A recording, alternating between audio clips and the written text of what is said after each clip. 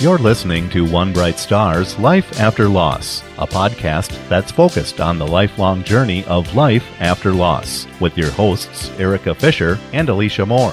One Bright Star's Life After Loss podcast is sponsored by the law firm of Burkholz and Associates. And now, One Bright Star's Life After Loss podcast.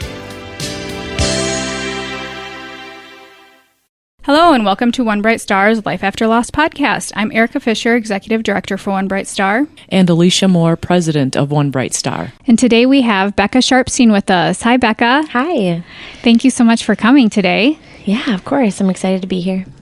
So, to start your story, Becca, you lost Cal in March of 2021. Yep. Okay. You want to tell us about that? Yeah, so Cal is our firstborn. We got pregnant during the pandemic. Yeah. So it was interesting. Yes. But yeah, we were really, really excited. My husband and I had been married for about 3 years. And so we were ready to start our family. And my pregnancy was really smooth. It was great. And at about I was 38 weeks pregnant, and I had actually had an appointment the day prior to finding out that we had lost him, but I was just at work and I wasn't really feeling a lot of movement. And, you know, they always tell you to like sit down and have a snack, drink something sugary. So I did that and I'm kind of poking at my belly. And, you know, at this point I'm like, could go any moment. I'm full term, so huge. And I wasn't feeling much. And honestly, like the day prior we had an appointment. And so I was like, I'm sure everything's fine. Like we were just at the doctor. And so I was working actually right across the street from the hospital. And so I just told my coworkers, I'm going to just stop over there and they're just going to check me out and make sure everything's fine. And so I got there and they're looking for a heartbeat and they weren't finding anything, you know, just with like the Doppler. Okay. And so my doctor actually brought in the ultrasound machine, and as soon as she found him, and I could just see it in her face, like everything drained out of her, and she looked at me and I just knew, and she just said, you need to call your husband. And so I called my husband, and I don't know that I got any real words out, just that he needed to come. And in that moment, your whole world is crashing down around Absolutely. you. I think back on it now and I'm like, I lost control, right? Like I'm on the floor sobbing in the clinic, and I'm thinking like, you know, years later, oh my gosh, what did people hear and what did people think? And, you know, but yeah, you don't have any control in that moment. And it was just the worst feeling ever. But we kind of were like, okay, what do we do now? You compose yourself and you're like, what's next? Yes. And talked to my doctor, and she said, well, you have, you know, the option we can go down right now, or go up, I should say, to labor and delivery. You can go home, pack up, come back tonight. You can go home and sleep and then come back tomorrow. And I'm like, you're crazy. Oh my gosh. Like, you know, and honestly, in that moment, you're just like, I just want this to be done. Like you're living in a nightmare and you just want it to be over. And so we went home, we packed up.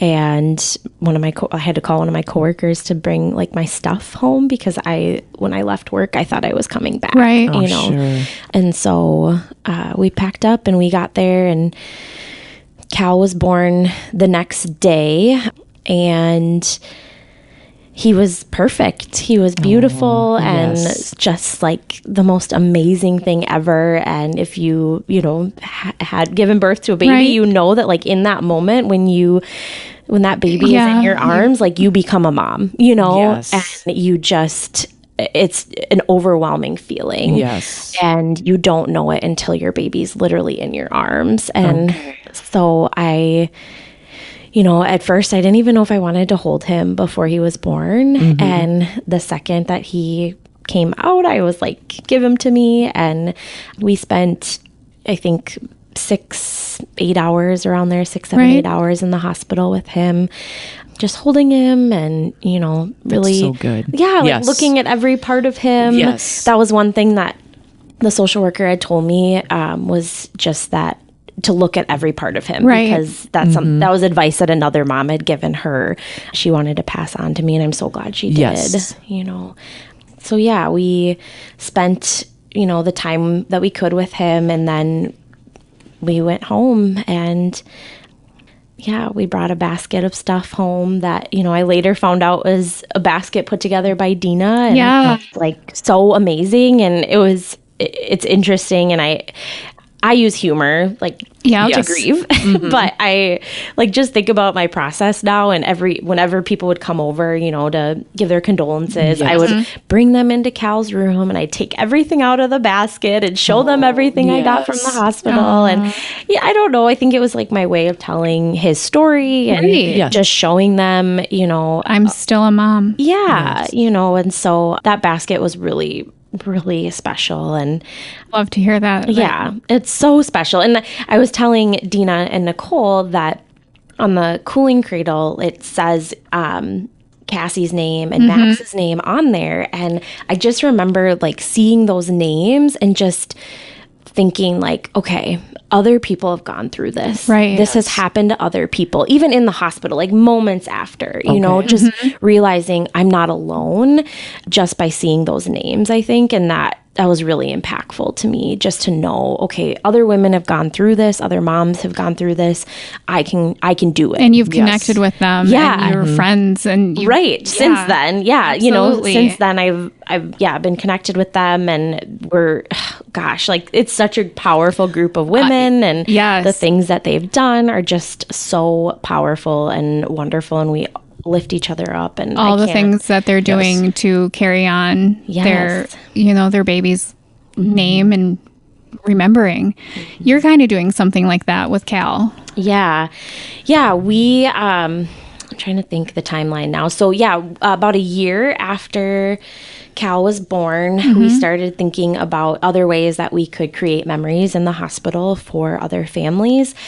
And I'm a school social worker, and I work with all ages. So, I work with young kids, and reading books is always something that I feel like is really important. And it's really important in our family. Yep. And so we started Cal's Corner, which is a mobile bookshelf that can be brought to the hospital rooms for families after a loss. And they can pick out books from the bookshelf, and they can read them with their families and with their baby. And then they can take those books home. And so my hope is that they're creating memories with their baby in the hospital, because that's the only time that they have with them. And then also those memories are living on through those books. Right. They can That's wonderful. Yeah, they can bring them home, and they Share can with other kids, when... Yeah. So yeah, I brought a few of my favorite books. And I think the other thing about these is some of the books there are really specific to baby loss, but some are just about grief in general, or some are just favorites, sure. Corduroy, or, Right. Love You Forever. Those, Yes. just family favorites. So yeah, I have a few that I really love. Let people know, what do you have there that might Yeah. be something What that are would the be really names? good for Yeah. the audience? So the couple that are about specifically to baby loss, Perfectly Imperfect Family. So this book is written by Amy Lands, and it's told from the perspective of the sibling. So he talks about his sibling that had passed and kind of his journey through it. So I think it's really relatable for siblings of someone who has passed. And so I really love that one. I think it's put together really well, and I just Good. like the title, A Perfectly Imperfect Family. I Yes. think it's cute. And then My Sibling Still is written by Megan Lockridge. Okay. I'm just That looks... I would... yeah. Yes. You said it better than I did. This one is my personal favorite. I really love reading this one to my daughter now, because it kind of it can tie in whenever you've had your loss, right? It doesn't necessarily need to be that you had that loss after you've had a child. It could be your loss was your first child. And so it's really symbolic, and it just talks about that spirit in being all around you. It's really cute. And then, great. and then there's two here that are specific to just grief and loss, any kind of loss. Slubberkins, people maybe have heard of this, but they write books about all different kinds of like emotions. Okay. And so just different ways to deal with all different kinds of emotions. And this one is called Sprite, and it talks about grief and loss. And so it's kind of like a poem type book. Okay. And then The Invisible String, which many people have heard of this book, I think. But this one just talks about how love can touch you wherever you are from any distance. And so I have heard of that one. Yeah. So I really like reading that one with kids, even at school, who have had a loss. It's a good way to help them connect. It's so important Yes. and to introduce children to loss at a young age, because it does happen. It's part of life, it's Yes. something that we have to embrace. So I love that you have this option, and books that can relate to our little people, the big feelings with their. Sometimes I have a hard time managing my big feelings. So Right. Yeah. Well, and I think so after we lost Cal, I come from a clinical background. And so I know what to do when you're grieving. But putting it into practice is obviously harder in your personal life. But I really tried to, one, find people that I could connect with that had similar losses. So that was really helpful. And then I was seeking out books and kind of self-help, right? That's and great. so I read a lot of books myself, but then, I also, that was really heavy sometimes. And so in creating this bookshelf, I thought it's even helpful for adults to read some of these books that are about it loss. puts it back into perspective kind of thing. Yeah. And it just like really brings it down so that it's manageable. Yeah. Like an adult can read this book and say like, okay, I can feel them around me, and it's not a huge chapter book, or, it's something they can read quickly and they can really relate to it. So I think that they can be even impactful. Everybody benefits from it. Yeah. Then, So I love that. Absolutely. I think it's so cool. Yeah. So Yes. cool. So is it just, do you have just at Mayo, you have the Cal's Corner, or? Yeah, where- so actually, I'm glad you asked that. So we brought Cal's Corner to the Mankato Mayo Hospital in February, I believe it was, of 2022. Yes.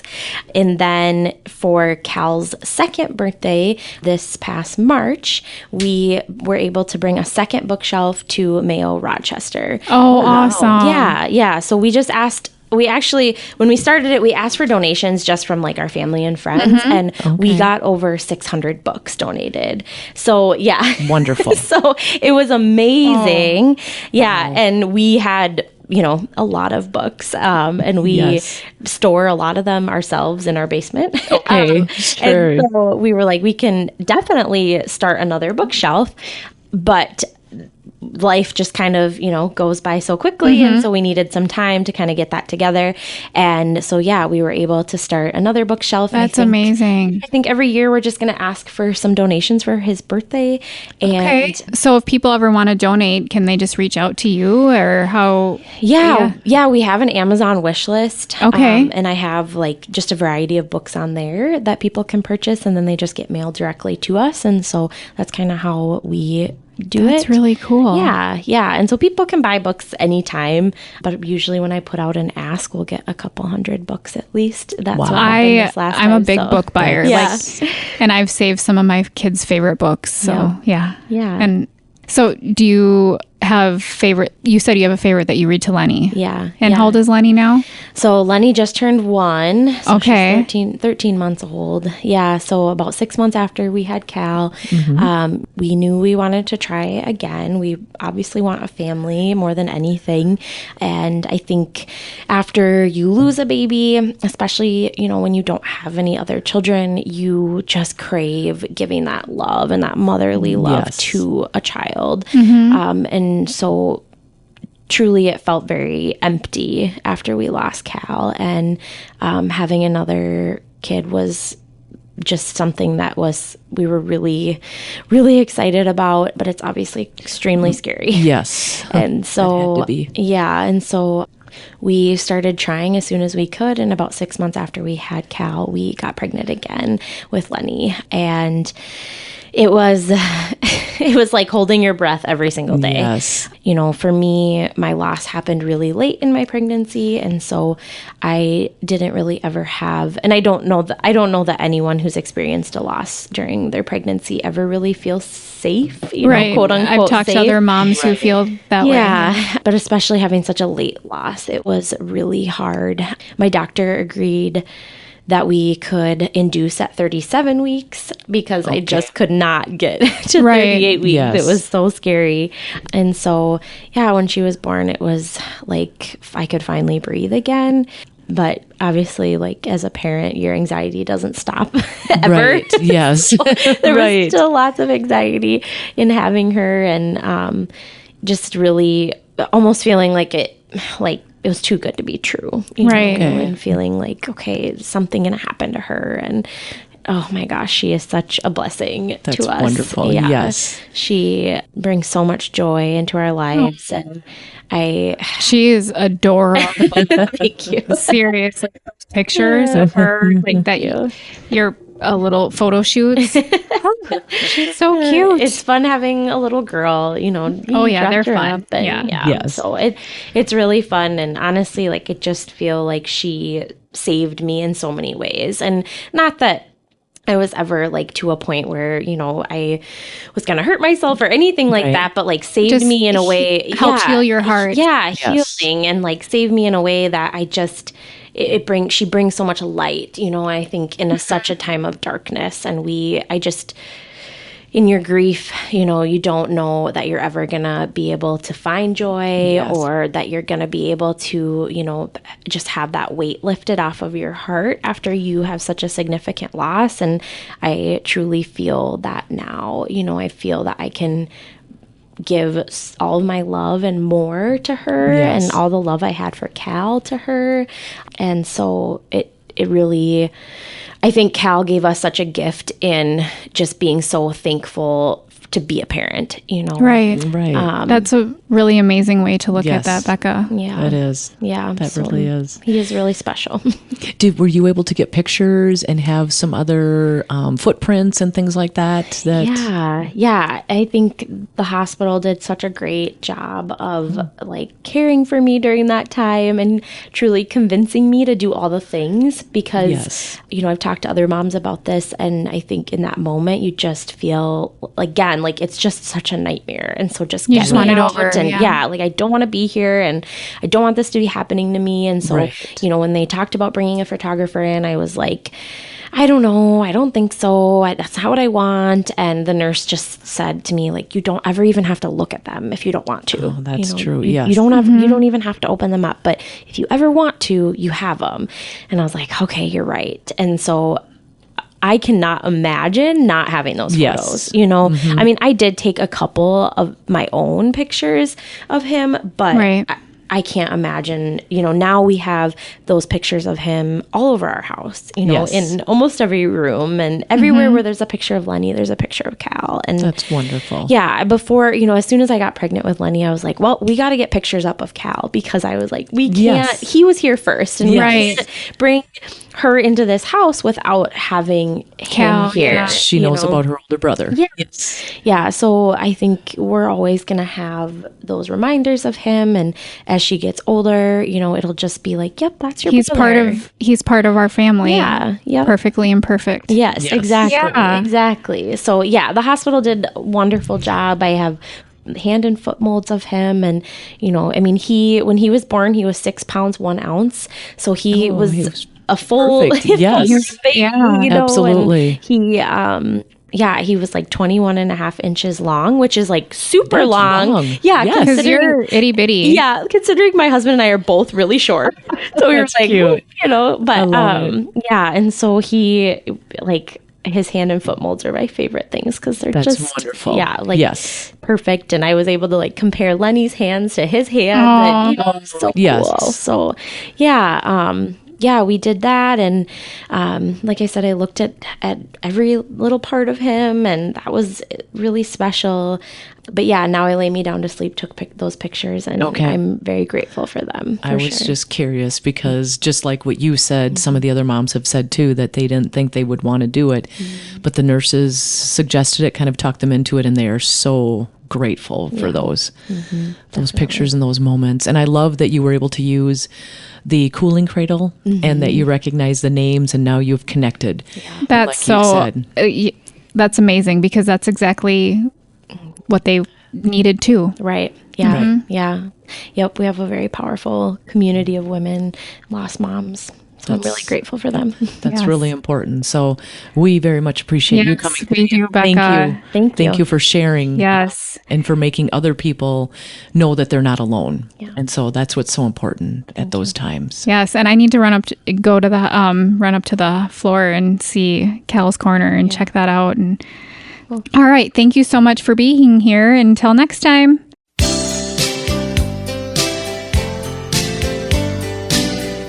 Thanks for listening to One Bright Star's Life After Loss podcast. Life After Loss is a copyrighted production of One Bright Star. One Bright Star's Life After Loss podcast is sponsored by the law firm of Burkholz and Associates. For more information on the lifelong journey after losing a loved one, please visit our website at onebrightstar.org.